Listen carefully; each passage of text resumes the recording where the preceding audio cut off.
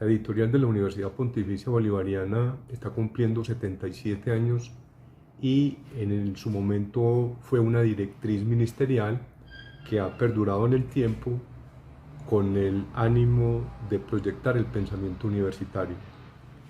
Actualmente publicamos textos de investigación, de formación y de creación, todas las áreas del saber y todas las disciplinas, aunque tenemos varias colecciones de literatura. Ahí hacemos un fuerte énfasis. Ser independiente significa tener la libertad para editar con criterio y en coherencia con los principios de la universidad.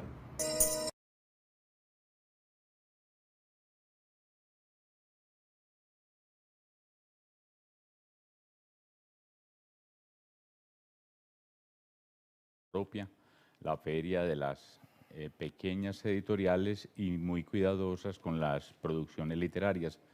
En esta ocasión estamos reunidos en Casa Tragaluz para hablar de la colección Policías y Bandidos, una iniciativa de la editorial UPB dedicada exclusivamente al género negro. Es una iniciativa de 2015.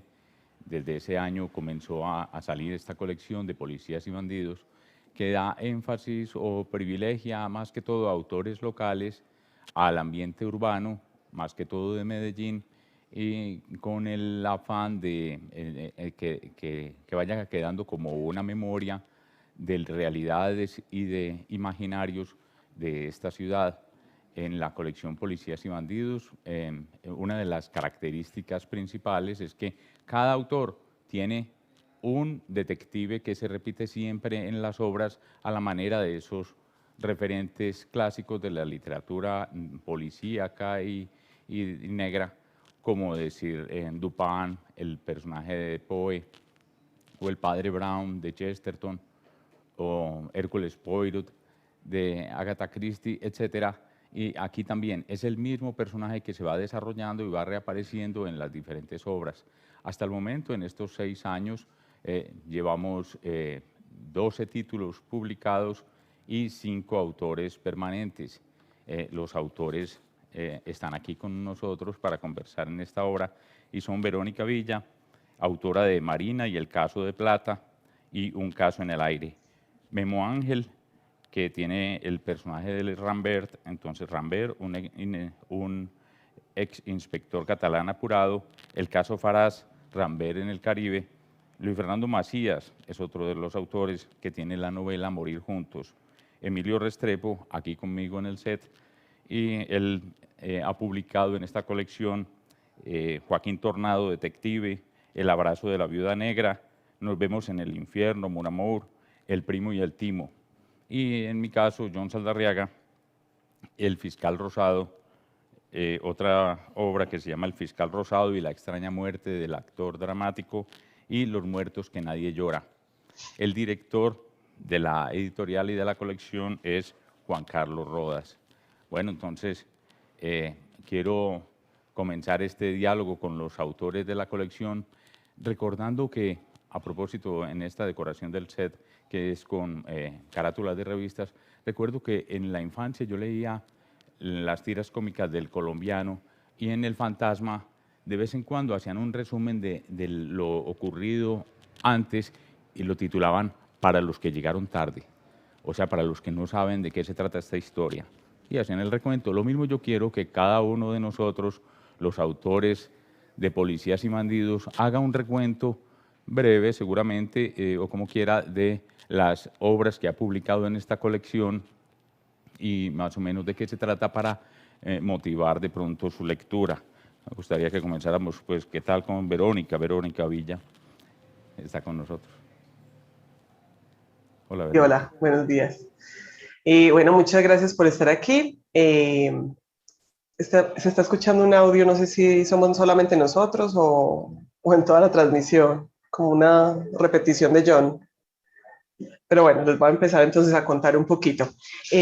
Marina nació en 2017, 2 años después de la colección. Ya estaban en la colección Memo y Emilio. Y bueno, nació de un taller literario en el que estaba yo con Memo Ángel. Fue bien interesante el proceso porque empezamos a trabajar con el personaje en el taller y Memo nos insistió mucho en hablar de la ciudad, ¿no es cierto?, de Medellín. Empecé como a trabajar con Marina, pero antes de eso yo tenía pensado un detective masculino, pensando también en yo creo que es un poquito lo que tiene uno grabado en la cabeza del estereotipo, ¿no es cierto? Aunque Agatha Christie tiene pues a Miss Marple. Pero en un punto dije, no, pues si yo soy autora femenina, hablemos de una mujer en Medellín. Y así fue que empecé con Marina. Empecé entonces a mirar qué personajes podrían trabajar en una Medellín contemporánea investigando crímenes, ¿no es cierto? Que no fuera una policía, que no fuera algo como muy oficial. Esto realmente, pues, por lo que todos sabemos que en Colombia es un poquito complejo pensar que la ley realmente es quien resuelve los crímenes. Entonces, por eso Marina es una guarda de seguridad. Y ella en su trabajo lo hace muy bien, le gusta mucho fijarse como en las cosas y en los detalles, y empezó a nacer de otra persona, de una guardia de seguridad real que trabajaba en la universidad, y ahí fue donde a mí me hizo clic y empecé a crear el personaje como todos los personajes que la acompañan en su universo, que aunque es la ciudad, pues tiene su propio universo, su propia cápsula donde viven todos. Así nació el primer caso, un poquito también contando del tiempo en el que trabajé en la asamblea departamental. Es bien curioso, en estos días estuve invitada a una charla en un colegio y los niños empezaron un debate, esto me lo contó el profe, pero no los niños no me lo abordaron con unos papás que eran diputados, entonces empezaron a crear especulaciones de cuál era el malo, cuál era el bueno, que vea que es que este es no sé quién, y realmente no es así. Yo escribí de la asamblea que conocí pues en el 2001, hace 20 años, pero tan curioso que la política todavía tenga personajes que se puedan relacionar unos con otros, aunque realmente los del libro son ficción. Entonces, quise como traer esas características también de la política. Y lo rico con Marina y con los libros que yo trabajo es que no me concentro mucho en el crimen real de la ciudad. Podríamos trabajar en bandas criminales o narcotráfico. Yo trato de concentrarme más en los crímenes que puedan ocurrir por las relaciones interpersonales, que pueden pasar tanto en Medellín como en cualquier otra parte del mundo. Entonces, por eso utilicé la figura del político para crear sospechas de que los estaban haciendo desde, esperen un segundito, yo cierro acá, que los estaban utilizando otro político, digamos, por hechos de políticos, valga la redundancia, pero realmente el crimen pasa por algo personal. Y Marina se da cuenta de esto personal, diferente como a la parte oficial de la investigación. Entonces, eso fue pues como lo que trabajé ahí. Y ya en el segundo caso, pues evoluciona un poquito Marina como personaje, ella ya sigue, digamos, definida como detective, quiere seguir trabajando en eso y mucho más ayudada también como con los personajes que la rodean. En el tercer caso, incluso va a tener mucho más protagonismo su hijo. Entonces, es como dándoles un balance a todos estos personajes que son ya recurrentes, que los lectores lo reconocen y los quieren. Entonces, esa la experiencia pues ha sido muy bonita. Ah, qué bien. Ahora Memo, cuéntenos de sus libros de Rambert. Bueno, un buen día para todos. Todavía se puede virtualmente abrazar y besar a la gente, o sea que no hay mucho problema. A ver, cuando estaba chiquito, leía mucho a Mortadelo y Filemón. Y lo que más me gustaba de esa tira cómica era como el nivel de estrés o la segregación de adrenalina que manejaban esos personajes. Y cuando empecé con la idea de Rambert, que lo sitúo en la década del 60 y el 70, me parece una época muy interesante para las novelas policíacas porque todavía los criminales no eran tan, digamos, tan hipócritas como los de hoy en día, ni la tecnología estaba tan avanzada. Entonces eso permitía escribir unas historias dentro de un espacio donde, digamos que la inteligencia y el absurdo estaban funcionando. Porque a mí en el mundo de Rambert me interesan son los absurdos, me interesa la cantidad de adrenalina que pueden generar esos personajes y el mundo que los rodea. Esto para marcar de pronto una pequeña diferencia. O sea, a mí no me interesa la novela tradicional que de pronto permite otro tipo de reflexiones, sino de pronto una que vaya pues también con la manera de ser que tengo yo, ¿cierto? O sea, a mí me encanta que sucedan cosas raras, que pasen cosas raras. Por eso una que estoy escribiendo ahora que se llama La calle de los tres gatos, ahí pasa absolutamente de todo, pues como el mismo nombre lo dice, ¿cierto? Gatos son gatos. Y lo mismo pasa con el caso de Rambert en el Caribe, el caso Farage. O sea, cómo sacarlo de aquí donde lo quieren matar, donde al investigador lo quieren matar. El asunto es sacarlo. Entonces no voy a lo tradicional de un crimen y su resolución, sino más bien de hacer como una comedia, ¿cierto? Una comedia donde el personaje pueda tener todas las características de un actor de cabaret, por decirlo de alguna manera, y donde también yo me pueda desahogar de un montón de cosas que le van a suceder al personaje, porque si hay algo bueno en la novela negra es que uno mismo plantea los problemas cotidianos que uno tiene y que ellos lo van a resolver. Ahora, Rambert es un antihéroe. De hecho, tiene un nombre que aparece en una novela que se llama La peste de Albert Camus, y en la segunda novela de Rambert eh, hay que explicar por qué tiene ese apellido que sale de la novela de La peste, ¿cierto? Entonces es un juego de absurdos, de pronto de humor, porque yo cuando reviso esas novelas y yo mismo no me río, entonces algo malo está pasando, ¿cierto? En ese sentido, creo que Verónica también tiene como ese estilo, ¿cierto? Hay que reírse en algún momento. Ahora, esto no implica que las demás novelas no sean muy buenas y que haya, porque cada cual, como digo, cada cual maneja su territorio. Ahora, a mí me gustó esa época y me gustó Barcelona. Yo conozco muy bien Barcelona, pues casi que calle a calle. Y me parece un ambiente muy interesante para alguien que se mueva ahí. Eso pues porque todos creamos territorios y todos creando el personaje, tenemos mm, como una cámara fotográfica, ¿cierto? En esa cámara fotográfica, en un lugar determinado, nosotros hacemos los planos necesarios para que ese personaje se mueva, pero para dejar que los demás puedan hablar, Ramberse simplemente es un segregador permanente de adrenalina. Y eso es como el espíritu de las novelas, ¿cierto? Sí, muy bien. Luis Fernando Macías, cuéntanos sobre Morir Juntos.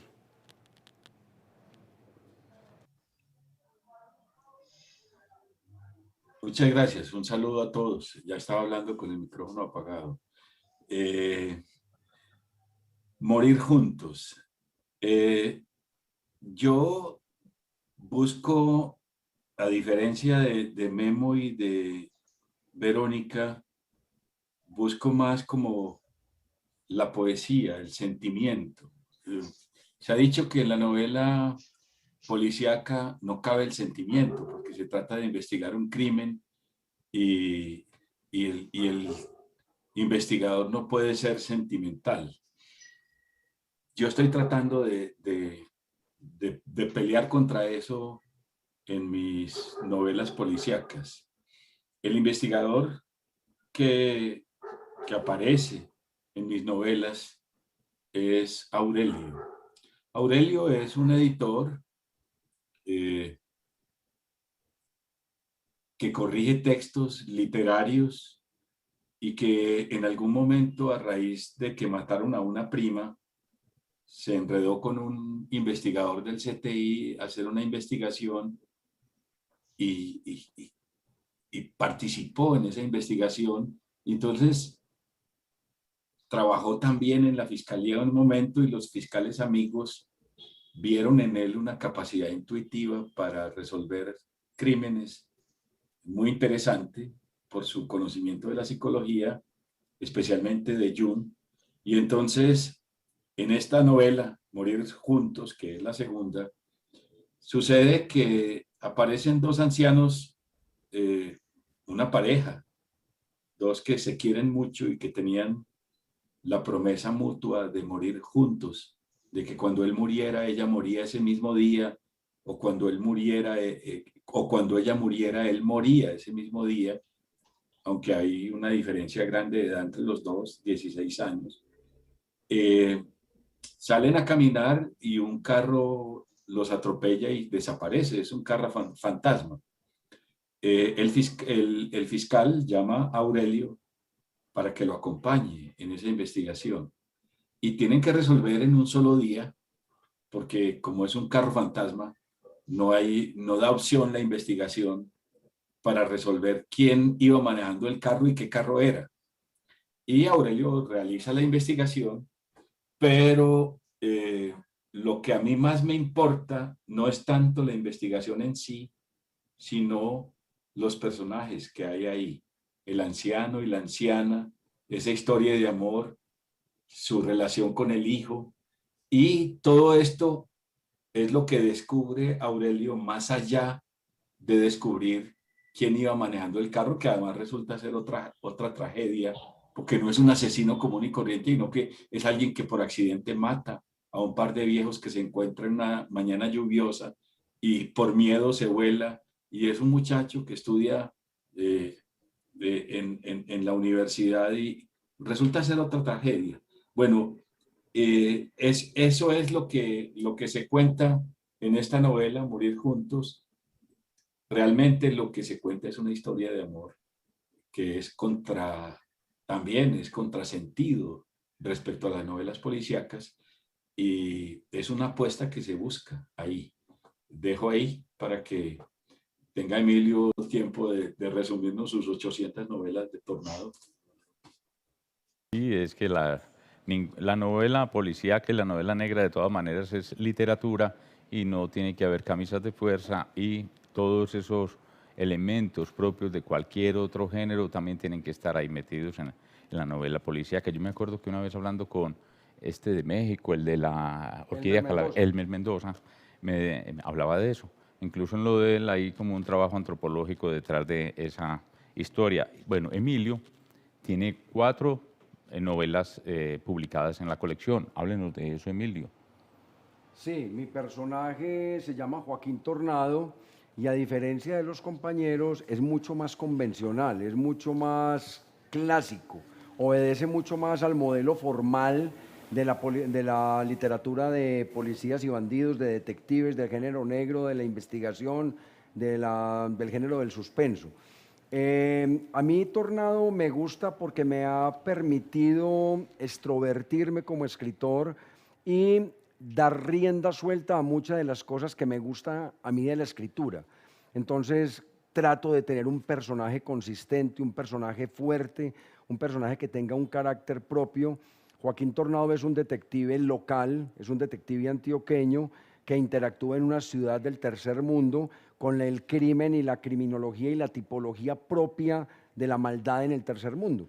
Entonces él se mete a los barrios, él se mete al centro, él enfrenta la maldad nuestra de cada día, la corrupción, la prostitución, las intrigas políticas, la mafia del deporte, el fútbol específicamente, el cine pornográfico. Él enfrenta en el día a día ese tipo de casos que son los que nos llevan a los libros, porque también él hace lo que él llama un trabajo alimentario, que es el seguimiento de infieles y el seguimiento de socios desleales y todo ese tipo de cosas.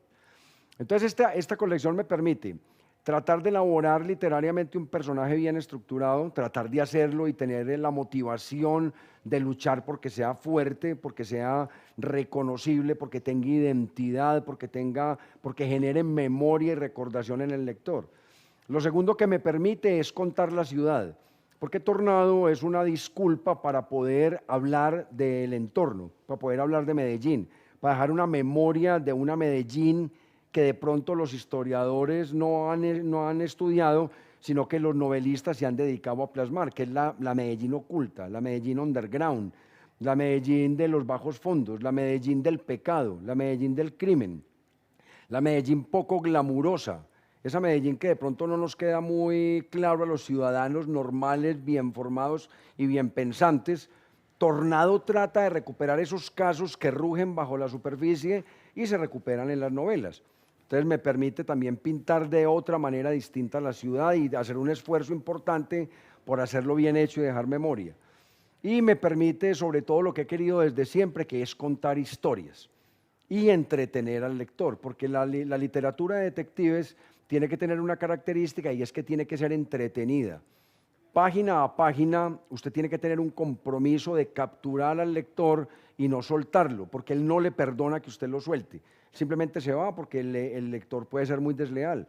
Pero si está comprometido con un proceso de entretenimiento y de lealtad con el texto que usted le está dando y lo logra capturar, entonces logramos hacer una literatura coherente, una literatura entretenida, que es otra de las características que me interesa en mi literatura.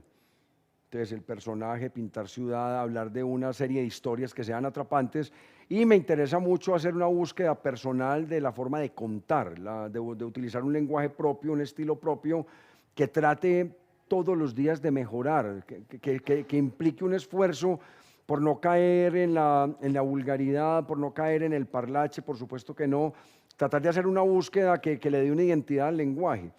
Y entonces en esta búsqueda todos los escritores hemos notado que la colección viene creciendo, porque los personajes han logrado tal fuerza que la colección viene creciendo con historias que cada vez nos dejan más contentos a los escritores, al editor y a los lectores. Entonces ya hoy lo tenemos en 4 libros, el primero con 2 historias que tratan del primer caso de Tornado en el mundo de la investigación, y lo tiro a un extremo en la segunda novela que aparece en ese libro, que es cuando ya es exitoso, cuando ya logra el éxito y se enfrenta al mundo del robo de arte y de falsificación de arte en Medellín. Después lo enfrento a la muerte de un futbolista de élite que viene de Europa y termina en un atentado que me permite explorar el mundo de las apuestas, el mundo de la mafia en el deporte. Después lo meto en el mundo de los seguros médicos y toda esa mafia grandísima que está bajo la fachada de los seguros médicos y su aparente honorabilidad. Y después lo meto en el crimen familiar, donde un familiar, por estafar a otro, comete un delito. Y eso genera una investigación. Y ya próximamente en la Feria del Libro va a salir la próxima aventura de Tornado, que explora el mundo del aborto ilegal en Medellín.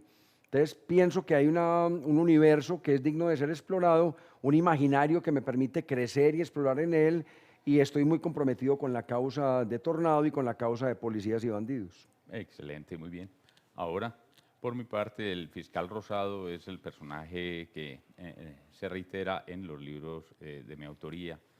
Ese fiscal nació en la realidad. A principios de este siglo, por ahí en el 2005, yo conocí a un estudiante de criminología, esos que son como tan obsesivos con el cuento, pues como el que es obsesivo en cualquier área, pero este era en eso, incluso vivía de investigar, y lo que le resultaba básicamente era resultar precisamente lo que contaba Emilio, esos casos de infidelidades o de sospechas de infidelidades en los matrimonios y así, pero con eso él se iba gambeteando como su pobreza. Pobreza porque de todas maneras era proveniente de un barrio con muchas dificultades, su familia también, con muchos problemas de orden público en ese sector, y tanto que él y su hermano son como productos de toda esa violencia. El hermano, delincuente, integrante de una banda, y él buscando antes lo contrario, perseguir a los bandidos. pero es como las caras de la moneda de la violencia, y se parecen mucho los policías y los bandidos en ciertos asuntos. Bueno, lo cierto es que ese personaje se ha enriquecido y se ha beneficiado por mi oficio periodístico, que no siempre ha estado en el área cultural, sino que antes trabajaba también en temas de orden público, y siempre durante mi ejercicio como periodista he sido cronista, y me corresponde mucho recorrer la ciudad. Bueno, y ahí por eso han llegado hasta el momento publicados 3 libros, que no son los únicos, pero son 3 publicados. Uno, El Fiscal Rosado, solamente, en el que pretendía como presentarlo, y tiene 2 historias. Una que se llama la clara oscuridad de los gatos, en la que un trapo rojo de esos señores que cuidan los carros informalmente es asesinado en un barrio como rico, pero ya como en decadencia, y entonces se viene como la investigación, pero detrás de eso, como la novela negra intenta no solamente mostrar el caso, sino alimentarlo con toda esa riqueza sociológica de descomposición social, etcétera, a diferencia de la novela detectivesca, que se acuerdan que era muy referido al caso específico de un delito en una comunidad. Entonces Sherlock Holmes lo resolvía y nada, pero no era como el reflejo de toda una descomposición social, eran casos aislados.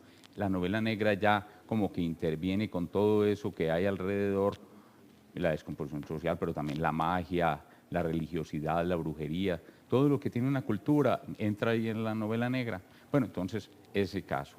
En el mismo libro aparece también el extraño caso de la gallina zarabiada, y este fue porque partió de una noticia que escuché en Uweimar lo dice, ese programa de deporte, que él no solamente hablaba de deporte, sino que contaba cosas ahí. Leyó una noticia oficial, pues de esas que llegan a la emisora, y era que una señora había sido encontrada muerta en un barrio de Medellín, y esa señora vivía acompañada solamente por 1 o 2 gallinas en esa casa. Bueno, y entonces resulta que ya en la ficción esa señora es la mamá de un delincuente, de un jefe de banda, y entonces muestra los negocios ilícitos que tienen estos bandidos, como el negocio de los minutos de celular, que en algún momento hice una crónica también para un periódico, y entonces entendimos que ese negocio de los celulares era una de las fuentes de ingresos de los bandidos en ciertos casos. Bueno, y así sucesivamente. El segundo libro que salió fue El Fiscal Rosado y la extraña muerte del actor dramático. Ahí, eso partió de una noticia real de la muerte de un actor, y unas inconsistencias en la noticia, en la forma como se presentó por la fiscalía, por los que encontraron el cadáver. En la realidad hubo unas inconsistencias, habían ocultado que permaneció como NN en la morgue por un tiempo, también inconsistencias en la fecha específica de la muerte, y solamente esos elementos me parecieron que podían ayudar a crear suspenso en una novela que completamente es ficción, y que aunque algunas personas en Medellín han creído encontrar a un personaje o a otro, identificarlo con la realidad, pero como ocurre siempre, eso es imposible, porque los personajes son creados con muchos, o con todo lo que uno sabe o vive en la vida, y entonces son muchas personas las que pueden integrar un personaje. Y el otro libro es Los muertos que nadie llora. Un indigente aparece asesinado, y a los días otro aparece herido. El fiscal Rosado entiende que esos casos pueden estar relacionados, y a pesar de que el director seccional de fiscalía le dice que no hay recursos, que no puede utilizar recursos públicos para investigar un caso de personas que no pagan impuestos y que viven en la marginalidad, y que también esos muertos nadie los llora, entonces que no se desvíe de los temas específicos de la Fiscalía, entonces el fiscal Rosado decide hacerlo en su tiempo. Y los otros compañeros del fiscal, porque no es él solo, sino un grupo de colaboradores, sus asistentes, la antropóloga forense, el médico forense, etcétera, un periodista también está ahí, se dedican en su tiempo a resolver este crimen. Y para eso también, afortunadamente, las crónicas sobre la indigencia, que es un tema que me apasiona porque son seres que viven como a contracorriente. No tienen que esperar que les digan a qué horas hacen las cosas, ni cuándo se debe amar, ni cuándo tienen que comer, ni nada, sino que ellos llevan una vida aparte, y yo creo que eso es en parte lo que ofende al resto de la sociedad. Además de que es como un espejo que les refleja sus propias miserias. Entonces pasaba tardes con ellos viendo de qué vivían, por ejemplo.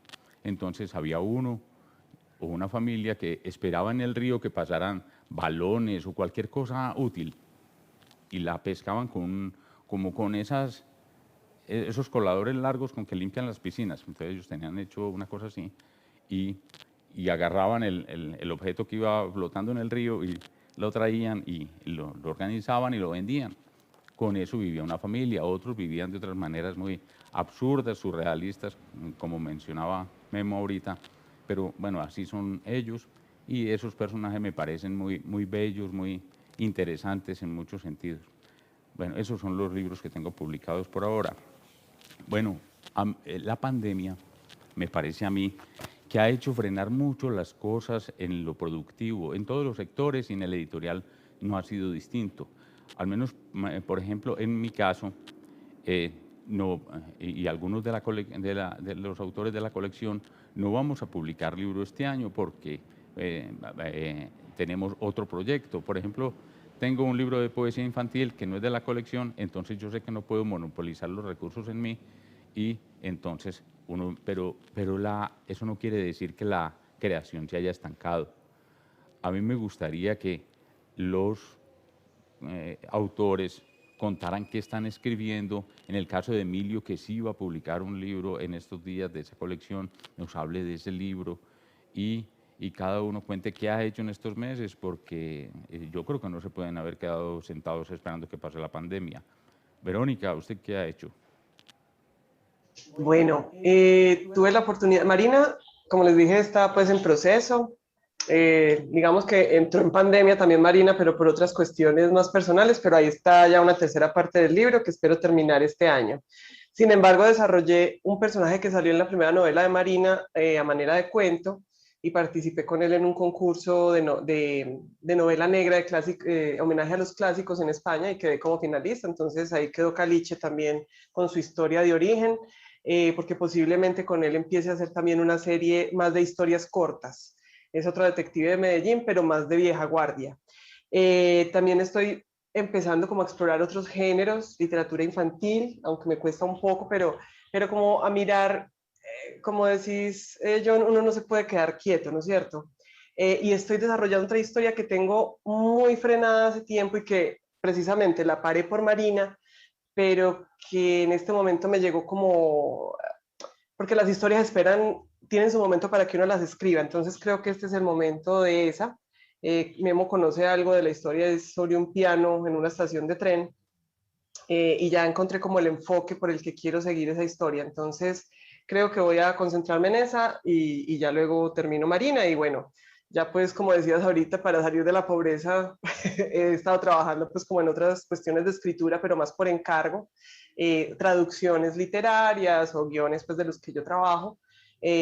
Otro guión, el que he estado trabajando también cinematográfico, ya está en revisión. Entonces bueno, no nos quedamos quietos, y igual el personaje sigue vivo. Entonces yo creo que así nos demoremos un poquito en sacar la novela o no, todos estamos comprometidos con esta colección y con los personajes, porque ya tienen vida. Ellos nos exigen que sigamos creando historias en ese, como les dije ahorita, como en esa cápsula o en ese universo en el que habitan.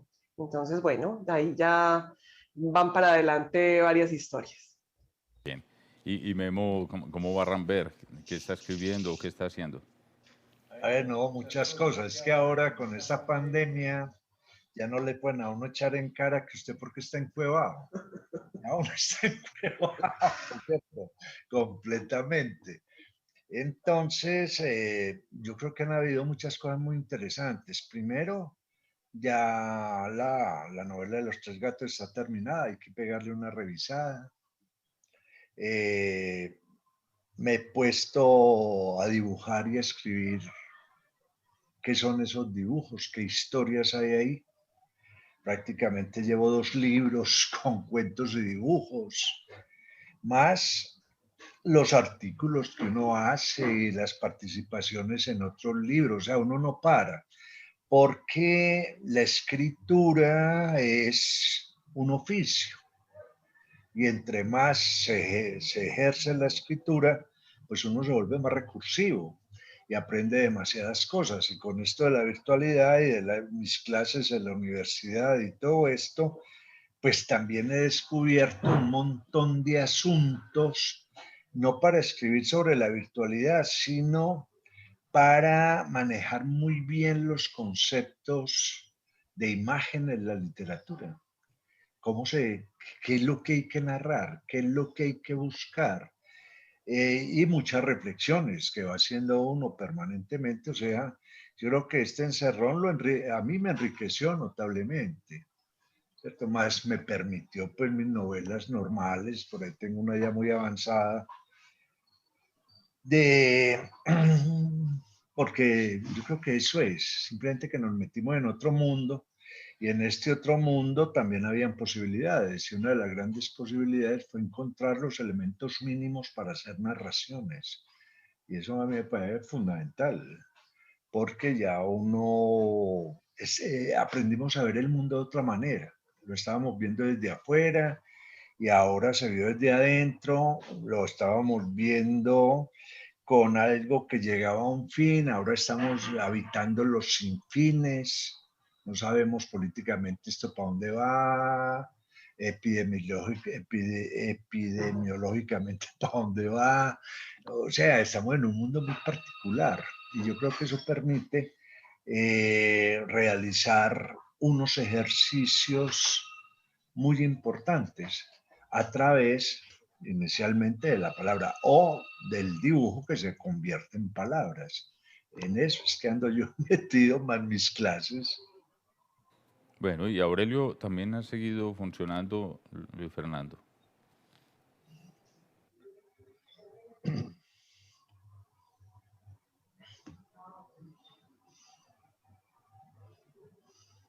Ahora sí, ya lo aprendí. Aurelio estaba un poquito quieto porque estaba trabajando en muchos proyectos. Tengo 2 proyectos de Aurelio en camino. Uno se llama El vendedor de heroína, que es una investigación donde Aurelio requiere meterse a la cárcel de Bellavista, hacer una investigación allá. Pero él no puede hacer eso porque Aurelio es cobarde y Aurelio es un intelectual que no le interesa meterse al barro. Entonces, había un personaje que estaba creando para que haga ese trabajo por Aurelio y he pasado unos años construyendo ese personaje. Se llama Carla, nació con cuerpo de hombre, pero alma de mujer. Trabaja como travesti en un bar de travestis por allá en Sucre, abajo de Perú con Sucre, por allá en esa zona. Y es un personaje muy especial. He estado creando ese personaje, imaginándolo, creándolo. Y yo creo que ya está esa labor como de investigación de cómo puede ser una persona que nace con un sexo y su sentimiento es de otro, cómo ama, cómo siente, cómo piensa y cómo se enamora, cómo la intención de Carla es que ella va a la cárcel a hacer el trabajo de la investigación de Aurelio y, se enamora de un preso allá, de un asesino. Y esa es la historia en la que estamos. Voy a volver a tomarla a partir de, pues, muy pronto para terminar ese libro que está muy avanzado ya. Este año he trabajado en otros proyectos de otra índole muy distinta. Por ejemplo, terminé una novela infantil que tenía empezada hace más de 30 años, que se llama El superhéroe de capa dura. Es la segunda parte de Las ranas sin dientes. Por allá en 1988 publiqué Las ranas sin dientes, que es una novela que se sigue publicando. Y esa novela tiene una segunda parte. El personaje David de esa novela, digamos que tiene una segunda aventura. Y esa aventura lo convierte en el superhéroe de capa dura. Y esa la terminé este año, me dediqué comienzo de año plenamente a terminar esa historia. La concluí, está esperando ahí ya el momento de la revisión y de la publicación. Concluí también, pues ya está lista para la publicación, una novela que se llama Mujeres de Agua, las dimensiones de la esfera, una novela en la que hay dos novelas con dos formas de lectura diferentes. Una novela donde el personaje es la nena y otra donde el personaje es la pregunta por el yo, de tres que son uno, la nena, Emilio y Meister, y cómo ellos se preguntan desde su mundo ficticio por lo que son, si son soñados por otro o qué. Es un trabajo que en realidad me tomó muchos años, unos 40 y pico de años escribiendo. Ya terminé, yo creo que ya la voy a dar a la publicación muy pronto. En ese proceso estoy. Y terminé un libro de expresión poética, ejercicios y reflexiones sobre el aprendizaje de la poesía, en una serie de libros que yo hago para la enseñanza de la literatura, donde ya existe el juego como método para la enseñanza de la literatura, el taller de creación literaria, métodos, ejercicios y lectura. Este es dedicado exclusivamente a la expresión poética. Es un libro bastante voluminoso, lo terminé hace muy poco, ya está en proceso también de publicación, ya está siguiendo ese camino. Espero que el año entrante aparezca. El otro, el que sale más pronto, es un libro que vengo trabajando hace muchos años también, un libro de poemas en prosa que se titula Viajero de sí. Ese libro es un libro con grabados, con ilustraciones. Para cada poema hay un grabador distinto. Male Correa está dirigiendo la parte gráfica y hay varios grabados ya faltan muy pocos, así que vamos a empezar a partir de la próxima semana el proceso de preparación editorial de ese libro. Estamos esperando el último paso para iniciar ese proceso. Y entonces, bueno, son muchos proyectos, yo siempre estoy trabajando en muchos proyectos. Termino un libro después de estar trabajando 20 o 30 años en él, pero siempre tengo muchos en los que estoy trabajando y trabajo en uno, en otro y en otro, y ahí de pronto llega un año como este en el que he terminado unos 5 o 6 proyectos que eran viejos, pero que terminaron uno detrás de otro, casi en los primeros meses de este año. Ese es como mi caso. Ah, muy bien. Y Emilio, a mí me parece que usted se debería de centrar mucho es en el de Monaguillo, que es el que está a punto de salir y que nos diga de qué es y cómo lo concibió. Perfecto.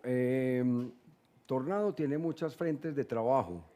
El que vamos a publicar este año es una novela específica que toca con un tema que yo trabajo en la literatura mía, que es la otra cara de la medicina, la parte médica que no conocemos. Esa medicina un poquitico no tan limpia, no tan transparente, no tan digna de ser expuesta ante las vergüenzas públicas y ciudadanas. Una de esas cosas que manejo está reflejada en este libro del caso Monaguillo, el expediente Monaguillo, porque surge de esa parte oscura de la medicina. Anteriormente, en Medellín y en Colombia, el aborto criminal era un problema de salud pública. Eso era toda una maquinaria, toda una industria delincuencial.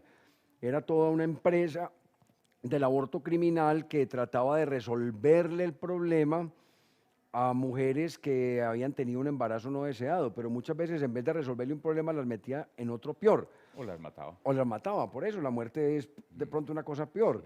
Entonces, en este caso, eso hoy en día no es tan común, porque ahora no hay una empresa criminal de abortos como existía antes, porque ahora la farmacología a través de unas drogas de muy fácil uso, que ya en redes sociales las niñas de 13, 14, 15, 16 años se las cuentan la una a la otra. Entonces, hoy no es tanto el problema. En esa época, en todos los barrios existía un centro médico o una casa camuflada o un salón de belleza o algo donde practicaban aborto criminal. Y eso le costó la vida, le costó el útero y le costó la salud a muchísimas personas y le costó la cárcel a muchos profesionales. Entonces yo conocí toda una línea de trabajo de este tipo explorando el aborto criminal y conocí un caso puntual de un doctor de apellido Monaguillo que se mete en uno de los problemas más graves que yo he visto que generó una reacción en cadena simplemente por un aborto criminal y eso generó todo un movimiento y destapó una cosa en la ciudad que eso se fue de ministro para arriba. Entonces aquí se retoma ese caso, se hace un replanteamiento de esa historia y volvemos a los viejos, a las viejas indagaciones del carácter humano, del carácter del delincuente, del carácter del buen ciudadano que toma la opción de la criminalidad o por salir de un problema o por lucrarse de él. Porque estamos hablando de médicos que se vuelven delincuentes. Estamos hablando de señoras bien que por alguna razón toman una decisión inadecuada y se meten en los problemas más graves. Estamos hablando de todo eso encubierto, estamos hablando de qué hay detrás de todo eso apoyando toda esa empresa y esa industria del aborto. Entonces se genera un caso muy interesante que permite explorar al personaje, permite poner a actuar al detective, permite indagar la forma de comportarse del ciudadano, permite contar una historia que a mi modo de ver es muy encarretadora, muy apasionante y ponemos a nuestro detective a actuar. Y es uno de los pasos que él va siguiendo porque el detective mío es muy dinámico, está metido en otras 6 historias que ya están muy avanzadas y casi terminadas y lo tenemos trabajando en guión de corto y de largometraje, de mediometraje y largometraje y estamos avanzando el proyecto en novela gráfica. Entonces en eso va tornado. Y el que nos espera para este año es el expediente Monaguillo, que es el cual usted hace referencia. Sí, y que tuve privilegio de leer en manuscrito. Bueno, y en cuanto a mí, pues ya terminé una novela sobre el cementerio de Envigado, que parte de una historia de una señora que vive ahí, al lado del cementerio, y desde niña. Y entonces la casa y el cementerio era como la misma cosa para todos ellos en esa familia. Y el papá fue el sepulturero toda la vida. Esa va de la realidad a la ficción también. Y bueno, hay otras cosas, pero me voy a centrar en la colección Policías y Bandidos. Ahí están Los Dedos de Júpiter, que el fiscal Rosado, a raíz de esa experiencia de que no lo dejaban investigar o no querían que investigara lo de los indigentes, entonces él quedó pensando que el sistema tiene muchas fallas, muchos problemas, muchas limitaciones, pero él en esas crisis ha tratado de ser independiente o ha pensado en serlo, pero no ve como mucho comercio del detectivismo en nuestro medio. A otros les ha ido muy bien de manera independiente. Él todavía cree que aquí no hay un mercado fuerte para el detectivismo privado, entonces por eso se queda en la fiscalía resolviendo todo lo que hay allá, pero también formó un club de investigadores independientes con sus amigos, el forense, la antropóloga judicial, la jefa de estupefacientes de la fiscalía, que aparece también en otras obras, el periodista. Bueno, forman un grupo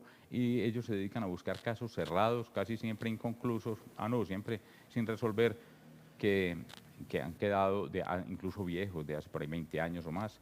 Justamente él en vacaciones, que en primeras vacaciones en toda una vida, porque él es obsesivo del trabajo, porque en el trabajo él consigue esconderse de unos vicios, porque la familia, como que el vicio es como hereditario, entonces él, para hacerle repulsa al vicio, tiene que esconderse en el trabajo y en otros vicios que no lo someten tanto como el de las cartas.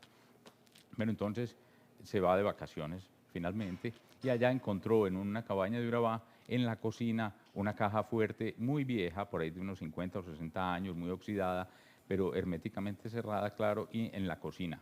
A él le pareció como surrealista y absurda esa caja fuerte que la utilizaban para descargar los corozos, los plátanos, esas cosas, esas frutas de por allá, pero nadie sabía qué había adentro, que el dueño de la casa la había llevado allá. Él, por la curiosidad, logró abrirla y encontró unos dedos humanos y unos documentos como escrituras de propiedades y ahí comienza esa historia de narcotráfico, que vincula narcotráfico y paramilitarismo de hace por ahí unos 20, de finales del siglo XX, para de los 90 o así, y se llama Los Dedos de Júpiter, porque el índice es el dedo de Júpiter.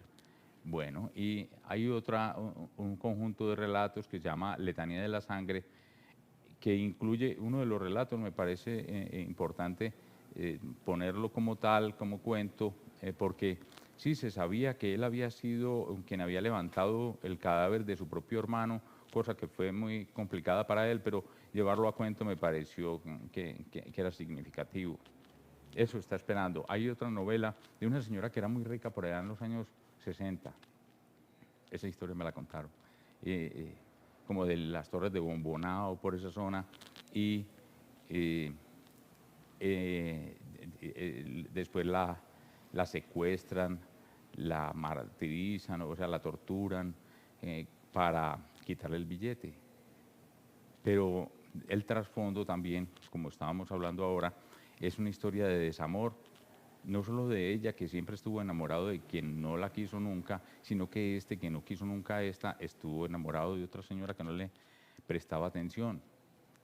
Me contaron esa historia y obviamente la ficción llena los vacíos que la historia no contiene. En eso estamos trabajando por ahora. Como quedan un poco de minutos, ¿cierto? Como unos 5,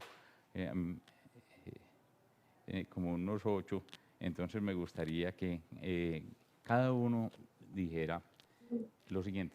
Por lo general la gente común y corriente o yo me puedo imaginar que Verónica o que Emilio lo que leen es literatura criminal. Ustedes me van a decir, no, a mí me interesa tal cosa. Bueno, yo quiero saber qué intereses en lectura tienen, qué les gusta buscar y leer. Verónica, cuénteme.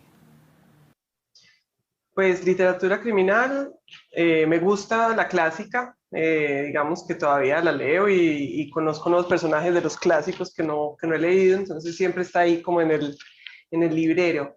Me encanta mucho y aquí tengo atrás mi colección también de literatura de fantasía, un autor específico que es Neil Gaiman. Su forma de narrar, aunque es juvenil, adulta, es bien bonita, él es inglés.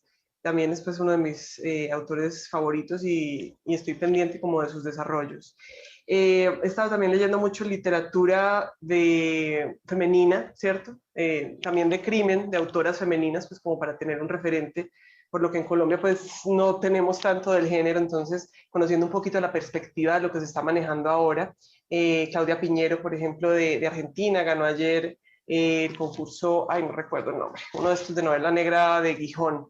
Entonces también conociendo por ahí y bueno, lo que llegue, pero realmente me gusta muchísimo la literatura de ficción, no soy tanto de novela histórica, biografías, no, me gusta mucho las historias, lo que está, digamos, yo a veces digo que es más fácil vivir en la ficción que en la realidad y tal vez por eso lo escribo.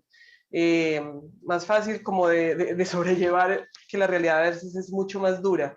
Entonces también me gusta leer la ficción, que puede ser muy dura y donde también se refleja la realidad, pero a veces el autor nos puede ayudar como a resolverla de otra manera, a llegar a otros mundos. Por eso me gusta también la de fantasía. Entonces, lo que llegue y me llame la atención y sobre todo me entretenga. Yo soy como Memo, algo que me atrape, que me atrape en la lectura y que no me aburra, ¿no es cierto? Que no sea muy pesada para mí por lo mismo que digo, porque la realidad es tan dura que digamos que la literatura y la lectura es un escape.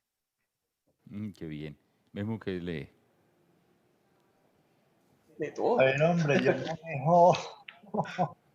manejo como 5 cosas, ¿cierto? 5 bloques de lectura y hay uno que le entré de lleno en este encerrona, que son los preámbulos del nazismo a partir de la novela policíaca, ¿cierto? O sea, un montón de novelas sobre Berlín, 1920, 1930, porque ahí se habla pues de ese mundo de los bajos fondos y también se especuló mucho pues sobre la magia, sobre el antisemitismo, sobre la gente del cabaret, o sea, entonces un bloque muy bueno, porque, bueno, porque se dan estos totalitarismos de esta manera, ¿cierto? Tengo otro bloque y es lo que pasa después de la guerra. Precisamente aquí estoy terminando de releer un libro que se llama Hurra, estamos vivos. O sea, después de que se sale de las guerras, de las pandemias, de las hambrunas, ¿qué hace la gente para volverse millonaria? Hace un montón de cosas. En el caso de Hurra, estamos vivos, es un libro de Johann Simmel, es un contrabando de huevos impresionante, ¿cierto?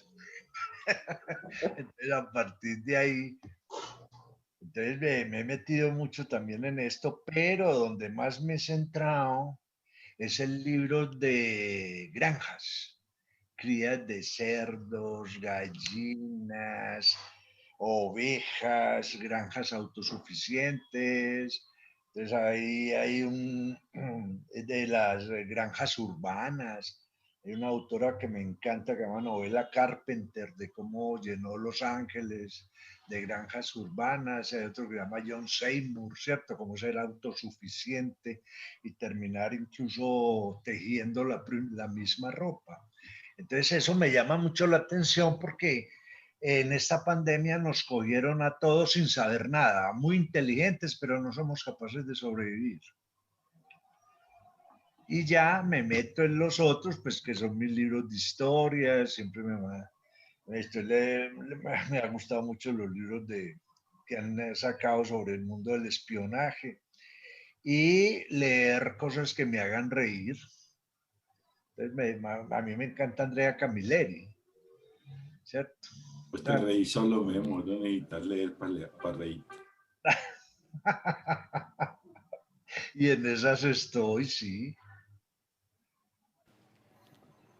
Luis Fernando, que suele leer, no solamente en pandemia, sino toda la vida. Pues yo ahora estoy leyendo con mucho interés varias versiones del Upanishad, el libro antiguo de los Vedas, y varias versiones del Tao Te Ching. Más que estarlas leyendo, las estoy estudiando. Hay un libro que reúne varias conferencias del Círculo Eranos con el tema de los dioses ocultos, que son como Mircea Eliade, Newman, el propio Jung. Esas conferencias que daban en el Círculo Eranos entre 1933 y 1980 y pico, que reúnen en publicaciones. Estoy leyendo con mucho interés también eso. Un libro que conseguí hace poco que alguien me regaló, el Jung gnóstico, que es un estudio del libro de Jung, el primer libro que publicó de muchacho, bueno, muy joven, Los 7 sermones a los muertos, que estuvo una publicación casi que personal, y cómo ese libro utiliza el seudónimo de Basílides de Alejandría, que era el líder de los gnósticos, y la deidad de Abraxas. Bueno, estudiando ese tema, como profundizando en el estudio de Jung y leyendo también la poética de Paul Valéry y la poética de la ensoñación de Gastón Bachelard.